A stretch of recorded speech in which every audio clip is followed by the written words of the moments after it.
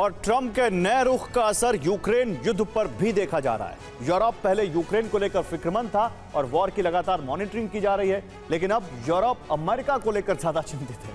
देखिए कैसे पूरा गेम पलट गया। यूक्रेन से यूरोप का ध्यान हट चुका है और पुतिन मौजूदा हालात का पूरा फायदा उठा रहे हैं। यूक्रेन के हर शहर में हमले हो रहे हैं। फ्रंट लाइन से यूक्रेन मोर्चे को उखाड़ फेंकने के लिए लगातार हमले किए जा रहे हैं। एक तरफ यूक्रेनी सैनिकों का संहार जारी है, तो दूसरी तरफ बड़े शहरों का इंफ्रास्ट्रक्चर बर्बाद किया जा रहा है।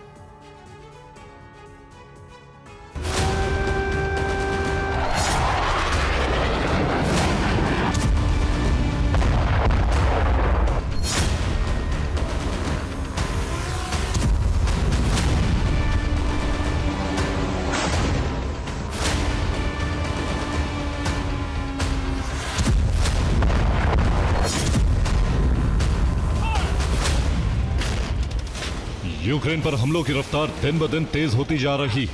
रूसी सेना यूक्रेन पर कब्जे के लिए फ्रंट लाइन पर खास ऑपरेशन चला रही।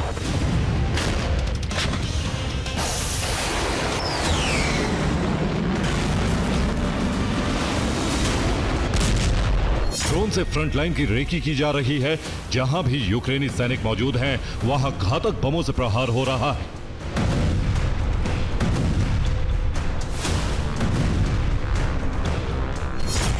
रूस की आर्टिलरी दिन रात कहर बरपा रही।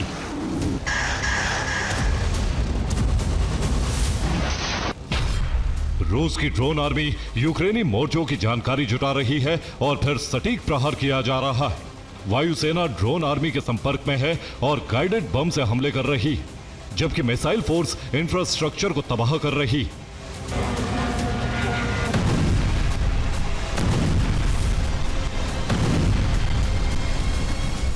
राजधानी कीव पर हमले का सिलसिला भी जारी है। देर रात कीव पर मिसाइल से हमला किया गया। आत्मघाती ड्रोन से भी प्रहार हुए।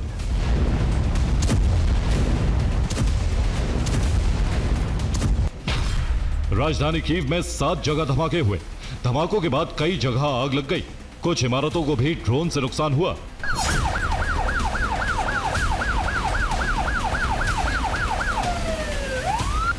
रूसी हमले के बाद कीव में एक बार फिर बिजली संकट है। रिपोर्ट के मुताबिक जिन बिजली सब स्टेशन को कुछ दिन पहले ही ठीक किया गया था, उन्हें रूस ने ड्रोन से फिर से निशाना बनाया है।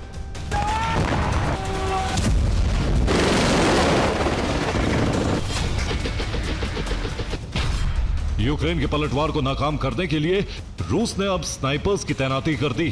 स्नाइपर यूक्रेनी ड्रोन को निशाना बना रहे हैं, जिसकी वजह से यूक्रेन के हमले नाकाम हो रहे हैं। पोक्रोवस्क में भी कई स्नाइपर तैनात किए गए हैं ताकि कब्जा अभियान को आगे बढ़ाया जा सके।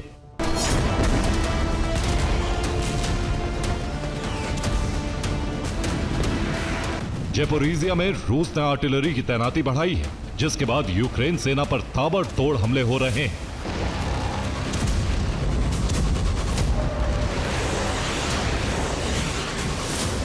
यूक्रेन के होवित्जर प्रहार से यूक्रेन का एक हथियार गोदाम नष्ट हो गया।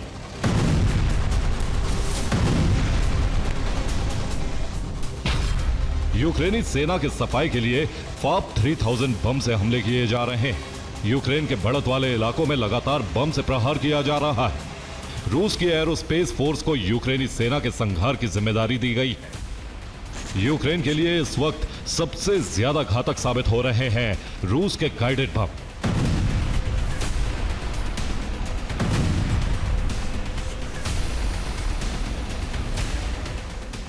रूस ने फाप 500 को गाइडेड बम में तब्दील कर दिया है, जिसकी वजह से सटीक निशाने से भारी तबाही हो रही है।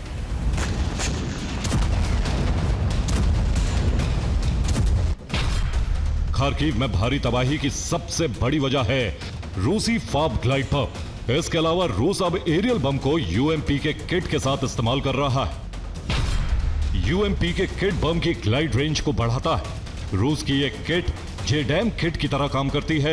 इस किट से किसी भी एरियल बम का गाइडेंस सिस्टम मजबूत हो जाता है। बम की रेंज बढ़ने के साथ यह सटीक निशाने से प्रहार करती है।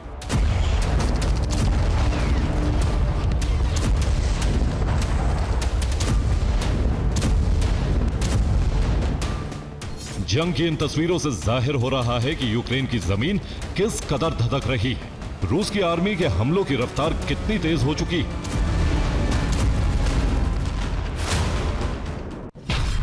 रिपोर्ट के मुताबिक रूसी फाइटर जेट खार्किव से 50 किलोमीटर दूर रहकर हमला कर रहे हैं। बड़े पैमाने पर अनगाइडेड बम का इस्तेमाल हो रहा है। हर दिन रूस करीब 100 बम से हमला कर रहा है। यूक्रेनी एयर डिफेंस खाली है और रूस इसका पूरा फायदा उठा रहा है। हालांकि यूक्रेन का दावा है कि शनिवार को एयर डिफेंस की वजह से कई हमले नाकाम किए गए। यूक्रेन ने 13 आत्मघाती ड्रोन को नष्ट करने का दावा किया है। इसके अलावा 12 मिसाइलें भी हवा में नष्ट कर दी गई हैं। रूस ने कुछ 16 मिसाइलों से यूक्रेन पर हमला किया था।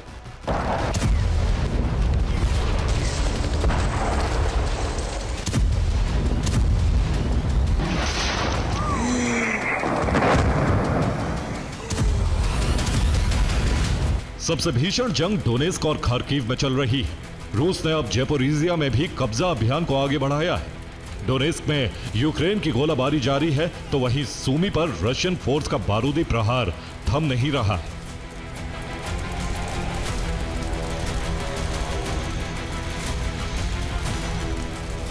युद्ध की शुरुआत से ही ओडेसा रूस के लिए अहम टारगेट रहा है। शनिवार को भी समुद्र के किनारे मौजूद गोदामों से लेकर रिहायशी इमारतों तक को निशाना बनाया गया।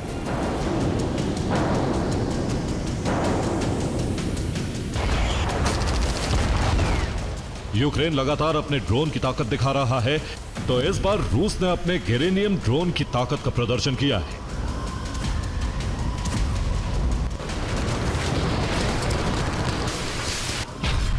एक रिपोर्ट के मुताबिक रूस ने यूक्रेन पर 224 ड्रोन से हमला किया। यूक्रेन ने रूस के 124 ड्रोन को नष्ट कर दिया।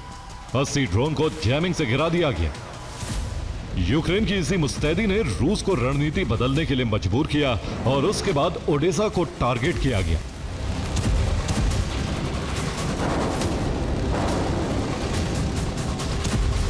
काला सागर में यूक्रेन की नेवी मौजूद है, लेकिन उसके पास ताकतवर एयर डिफेंस नहीं है।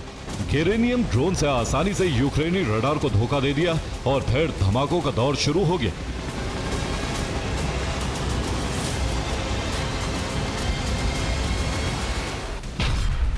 ओडेसा में 12 से अधिक धमाके हुए। ओडेसा में ऊर्जा सेक्टर को निशाना बनाया गया। ओडेसा में धमाकों के बाद कई जगह पर आग लग गई।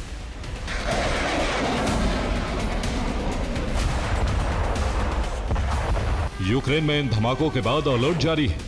एक दिन पहले ही यूक्रेन को खबर मिल चुकी थी कि रूस बड़े हमले की तैयारी में है।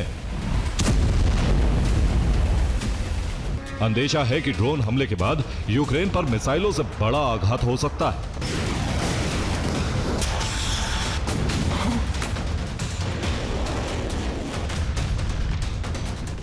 यूक्रेन भी रूस से बदले की तैयारी में है। यूक्रेन के लॉन्ग रेंज ड्रोन का अगला टारगेट फिक्स हो चुका है।